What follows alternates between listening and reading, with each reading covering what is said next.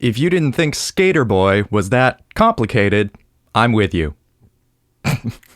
Welcome back, everybody. As I've mentioned several times on this channel, I play in a band called Visiting Wine. We mostly do originals, but when we're playing, 3-hour bar gigs, we have to pepper in a lot of covers as well. Sort of our bread and butter are those late 90s, early 2000s pop punk songs. Now that things are starting to get rolling again, I was looking through and happened to stumble upon Sk8er Boi. Now, I've always had a soft spot for our Canadian queen, Avril Lavigne, but I didn't notice until I went back with a knowledge of music theory that they're actually doing a lot of really cool stuff. I'm going to walk us through the song from a music theory standpoint so that hopefully you can use some of these techniques in your songwriting. All right, let's get a little nerdy. Here we go.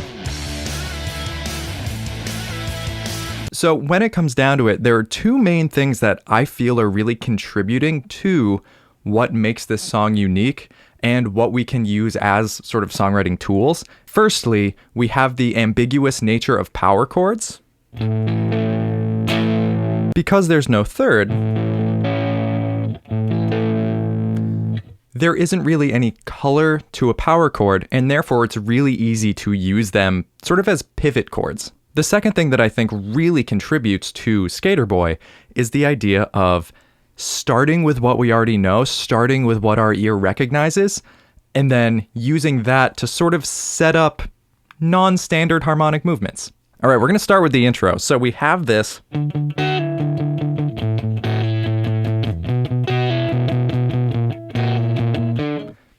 So we start right off with a 1-5-6, which we hear all the time. I mean, you've heard the 4-chord compilations. We fell short this time, smile fades in the summer, or, just a small town girl living in a lonely world.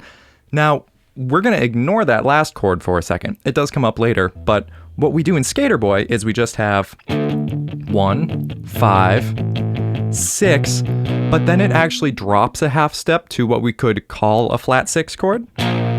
Now, this does sound kind of like punk rock and groovy, but what it's also doing is giving us a nice moment of chromaticism where the root of that flat 6 chord drops a half step to become the 5th of the 1 chord of our scale, D major. So let's take a look at that for a second. We have the 1, 5, 6, drops to flat 6, and then those two notes, the root of the flat 6 chord, drops to become the 5th of the 1 chord. So I'm just going to play that line, and then I'll play it with the full chord in context. We have...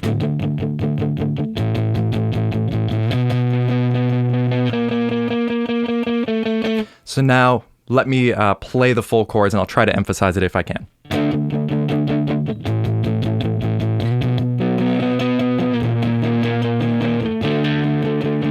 Hear how it just flows right in? So even though it's sort of a non-standard chord, that nice chromaticism, those movements of a half step, make it sound fluid in a cool way. The last thing that I do want to point out with the intro is that the power chord isn't giving us our sense of tonality there.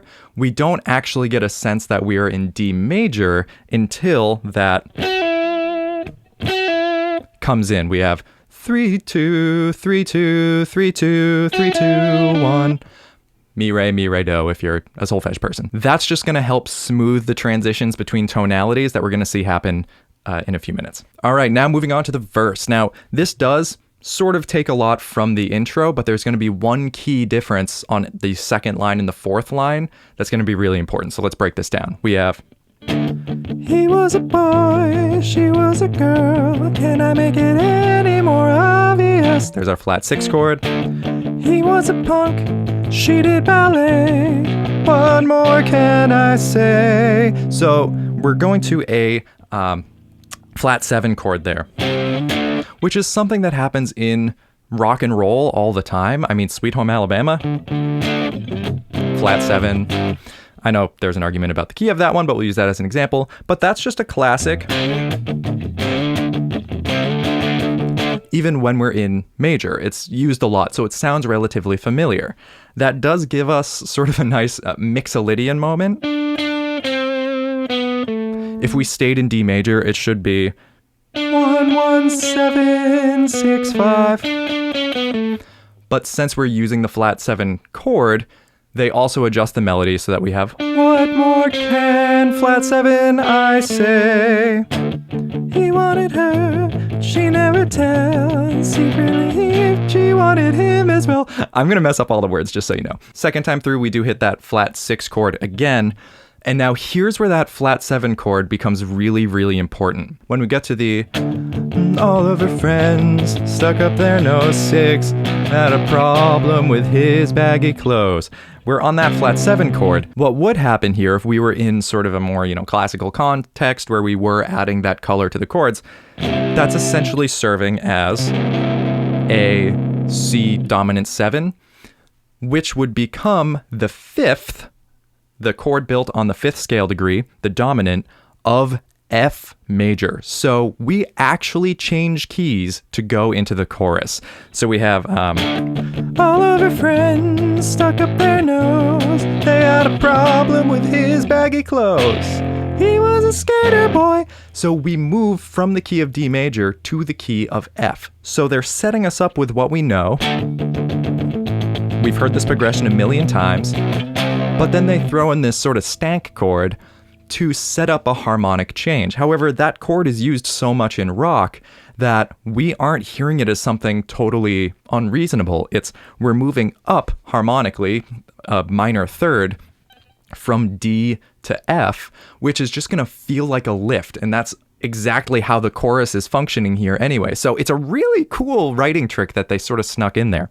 All right, let's move on to the chorus. He was a skater boy, she said, see you later, boy. He wasn't good enough for her. So we're essentially going 1 in the key of F, 1, 5, 4, again, 1, 5, 6, 4, those 4 chords of the major scale being ones that we heard all the time in punk music anyway, so it sounds familiar. 4, 3. Now this is going to be important in a moment as well, in a little later in the song. So no color added to this chord. It's just a power chord. So there are situations where you would use A minor there. And in fact, that's really how it's going to function when we first get to the chorus, but later it's going to function as a different chord, A major or A dominant. We'll talk about that in a moment. But pretty straightforward progression for our chorus here. 1, 5, 4, 3, 1, 5, 4, 3, 4 is worth. So we sort of hang out on that 4 chord right there for a second. To come back down to earth. That sends us right back into D major. We have come back down to earth. Record scratch. Feeding the baby, she's all alone. What's happening there is we're using the flat 6 and moving to D. Now, in the key of F, that should be a D minor, which does happen later, preview. But because we are given that brief moment where there's really no harmonic context, we don't get the F sharp, which would make it D major, until the Canadian Queen starts singing. It sort of gives us a moment to adjust, which is already cool enough. But they did also already set up the movement from the flat 6 to the major 1 in the intro riff. Think about that.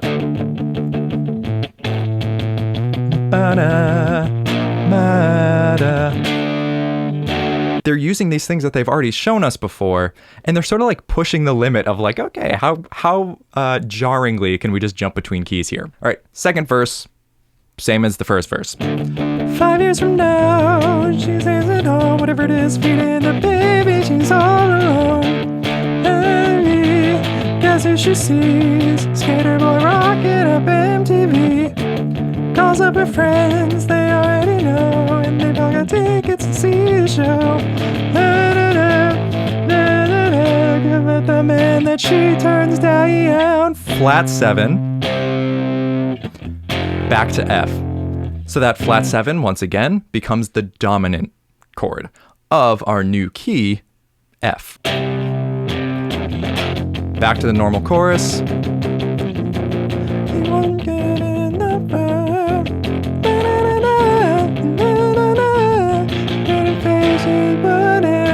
It does 2 of them. Really kind of gets us settled into the key of F here. Now, the difference here. Now we go back to the intro riff, but the difference here is that it's actually going to be in the key of F, and this is really important. So not only does it feel more lifted, it's going to help us out in a moment with another tonal transition. So we have F.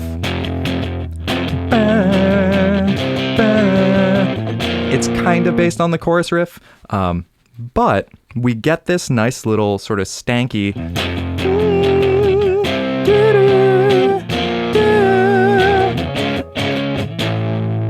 that movement there. Now, in a classical context, you would really use sort of a first inversion A major chord there instead of an actual C sharp power chord.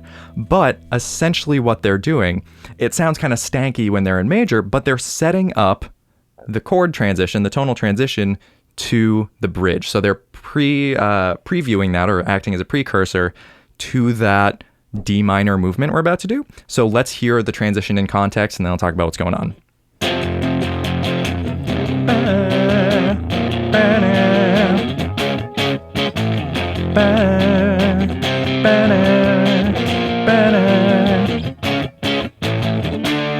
And then we're in D minor. So essentially what's happening here is they're using the ambiguous nature of the power chord to give us a movement, a dominant 5 to minor 1. See this all the time in classical music. It is essentially a form of modal borrowing that uses the leading tone, the natural 7th of the major scale, to push us towards a minor tonality. All that aside, just know that that dominant chord serves as a movement to D minor. Now again, they're using the ambiguous nature of the power chord to outline that sort of A dominant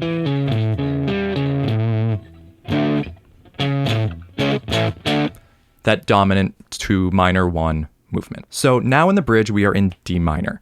And this is the first time that we've actually used D minor as a sort of primary tonality in this. We've typically been using the parallel major to D minor, D major. Parallel major and minor share the same root note. So D minor to D major.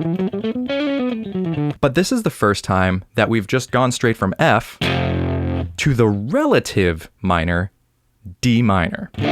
Relative major and minor is when you have the same notes, you have the actual same keys on the piano, frets on the guitar. On the page, it has the same key signature, the same sharps and flats, but it's essentially starting on the 6th note of the major scale. So F major, you move down to the 6th note, which is D minor. Now, we are in D minor, and so I'm going to be talking about this in terms of D minor being the 1 chord. So it starts off with our 1, and I'm not going to get any of the words right. 3, which is F major. The flat 7 chord. Flat 6. 5. Now in the melody, we actually get that natural 7, which technically would give us an A minor chord. They're just playing a power chord in the guitar, so we don't really hear too much of that natural 7, but that is sort of the concept of, if you want to talk about harmonic minor, really it's just modal borrowing. We don't get, which is what it should be in a natural minor situation. But we get that dominant 7 or that dominant chord feel, which really cements that we're in D minor here. But again, they're just playing a power chord, so the melody is what tells us that. Now here's where things get interesting, is the second time through, we play the same progression. 3. flat 7, flat 6,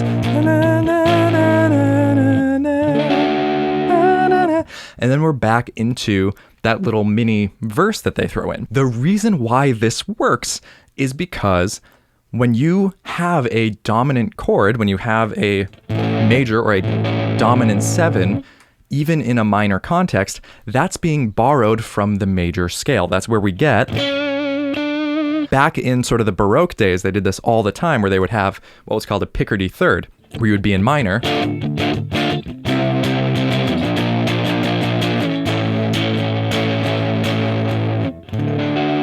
but you would end with a major third. Had something to do with the devil. We're not going to get into that right now. However, what's being done here is, again, using sort of the ambiguous nature of the power chords. We just did that. We went back to minor for the second half of the bridge, but the melody still gives us that feeling of a dominant 7, that feeling of a dominant 2-1 movement. Now, when you do that, you can pretty much go anywhere you want. You could go back to minor. That's what they did the first time. You can go to major. So the melody is setting up any sort of harmonic change there that we really want. We could go minor, we could go major, and that is when they decide to go back major. Now, again, they are playing a power chord, so they don't inherently give us minor or major. It's not until the melody comes in that starts on that major third that we really get a sense of where we are tonally. Our brain has this moment of, where are we? Okay, I figured it out. So it's a nice smooth transition, and that just brings us back into the normal verse.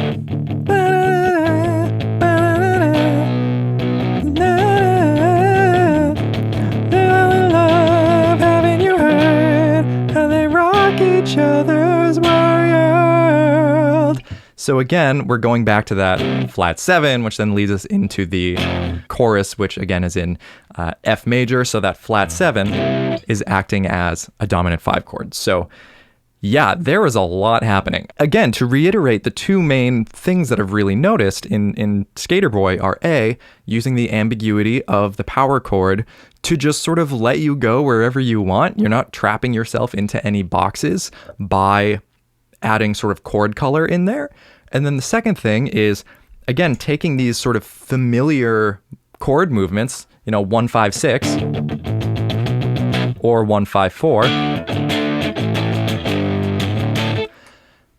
to then be able to throw in, stank chords here and there, to be able to throw in non-standard chords that give it just enough flavor that people who are really looking for something simple aren't going to give two thoughts about it. They're just going to hear and go, oh, that sounded kind of cool. Now, I have no idea if they were really considering music theory when they wrote this, if the writers themselves actually took into consideration all of these harmonic movements, but regardless, well done.